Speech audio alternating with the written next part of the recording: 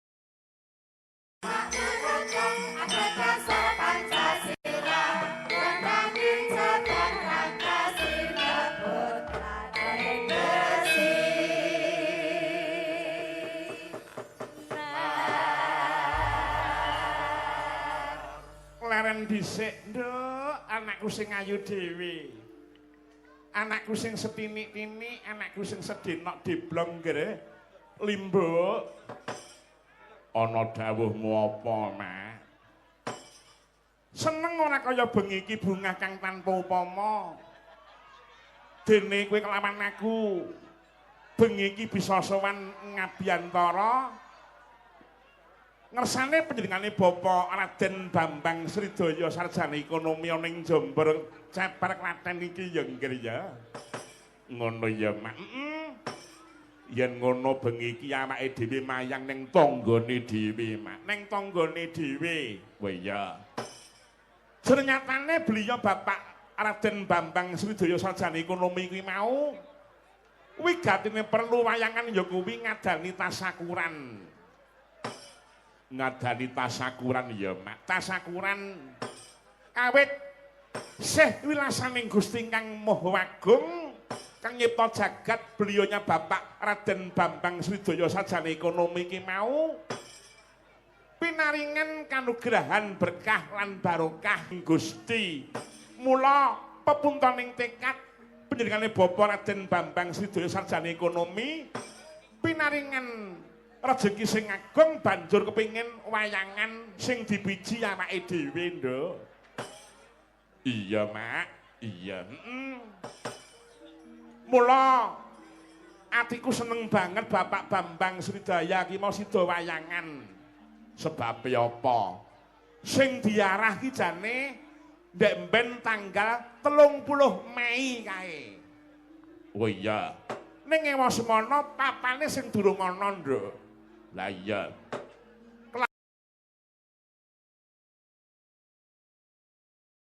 Kelaman panjenengan ya kuwi keparang nyewa wujuding lahan iki utawa sawah iki kanggo wayangan, kanggo nyenengke marang tangga teparone, nyenengke marang masyarakate, nyenengke marang karyawane nduk. Lah iya. Semene jembare kok isih kurang ya, Mak. Lah iya. Nek wayangan aku jane iki nuwun sewu nek aku tok ngono jane penonton ora kaya mengkene iki kok nggih. Ning gandeng bintang tamune iki mau singa-singaning artis, singa-singaning para wanita tak kira ya terus kaya mengkene iki mbludak kaya mengkene iki mau nggih. Iya, Mak. Iya. Pancene awake dhewe ngrumangsani beliaunya Bapak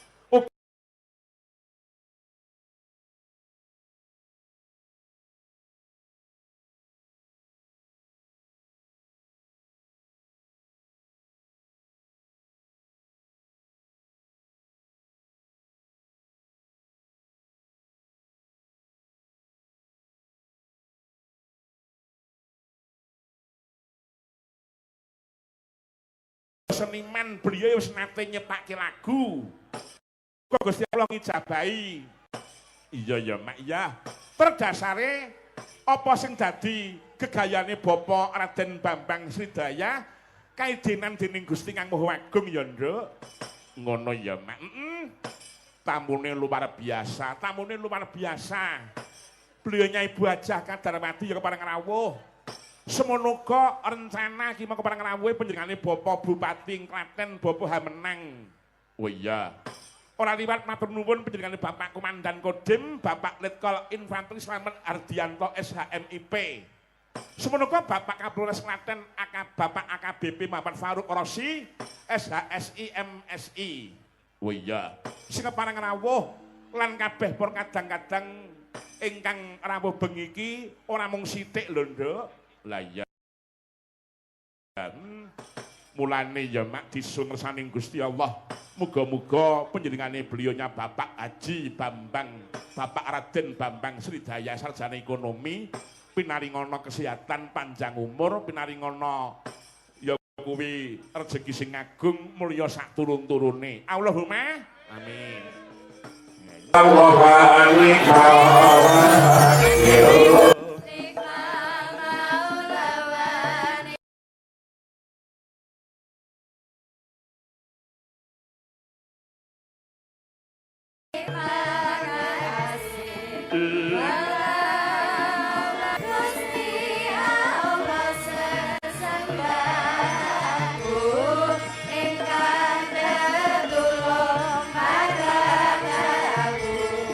Ora ana daya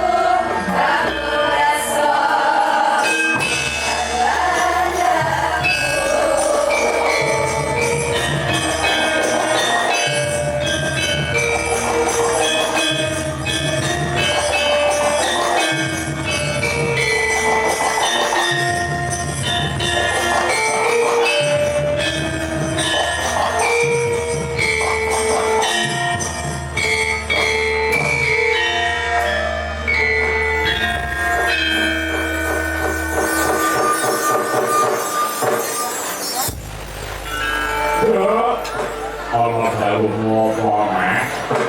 Bengi uga diselingi lumantar YouTube ya kuwi siji saka kabar Pendopo. Ana lorone saka Kitantuk Sumanto Official. Oh iya, Mak semoga TikTok Gapero Budaya. Iya, Mak, iya. Marulun para bapak-bapak ibu-ibu tamu undangan sedaya. Takantun dulur-dulur SKP dan para kecuali. SKP apa? Sedulur Kitantuk Sumanto. Nah, ini dulur Kitantuk sing saka dan Pekanbaru Riau. Di para kawuh ana kene padha nyumumpi awake dhewe mayang ning pendinane Raden Babar Sindaya iki, Pak. Bukan baluran gini kok ngobrol mayang ya, Mak. Orang jadi berpopolnya api gede kan ya, Pak Karsono. Nah iya, Pak Belun sekarang ya, Mak. Iya. Yang simpan di jalan Jombor. Jombor kita ini desa budaya atau desa seni. Oh iya. Siapa sih rakumu? Pak Perang Jombor ini mau kagungan para maestro kualitas yang luar biasa. Contohnya ya binane Suragi Mbak Mosami Saku Prabutrane. Wih maestro kualitas orang wilayah Jakarta khususnya yang Jombor ini. Iya. Wong gawe labuh gamelan iki yo ning Jombor ini kuwi tandalan apa? Oh iya. Sing gawe pluntur apa? Pluntur iku kalining gamelan. Oh iya. Kuwi saka Jombor ini. Oh iya. Sing gawe lebak yo nyanyi Jombor. Ora Jombor iki mau undange desa seni malah desa budaya. Iya ya Pak. Pulau wayangan bayu organisasi luar biasa. Ngono ya Pak. Terima kasih Bapak Raden Bapak Sridoyo utawa Pak Sridaya wae wayangan. Oh iya. Mbok yo Pak Kades Pak Antoni Joko Santoso peresmian Balai Desa ya wayangan. Ya muga-muga ya Pak. Iya. Mbak nuwun sangat. Nanti malam sama-sama rasa saya bersama Mas sama rasa nanti aneh oh ya siapa menangkap ya aneh sing subuh ini dari si sokon burung kandungan baru ngono ya ya panjangnya nganti barang gono jangan lu omah kalau itu isi boleh ditulungan ya ditulungan itu sih pakai penjenangan beliau Bapak Raden Bapak Sridaya usahanya dengan bidang MBK untuk lancar kabeh ya usahanya Bapak orang walunge ya lancar kabeh iya ya kan susah dari kebanyakan menang ini itu kabeh itu orang sembanci orang mono ya Mak ya mulane kabeh suwe kesakan nduk piye kabeh bisa ngendikan aku ki menungso sowan kabeh aku tak nyuwun gunane sik karo sapa karo dalan musik wong papat sisa masalah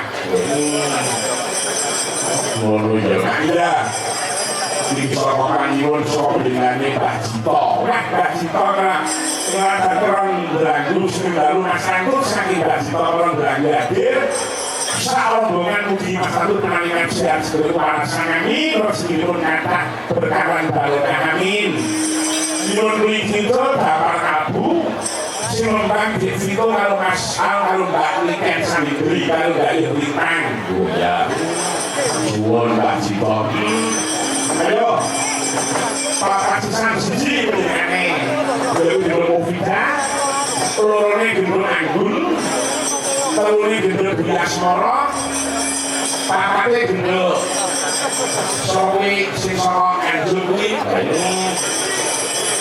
Giri mati sudah wae wae Giri kok karo rangga apa dake orang lagi sopo-sopo seneng ya wong bakal timbul pemimpin jenenge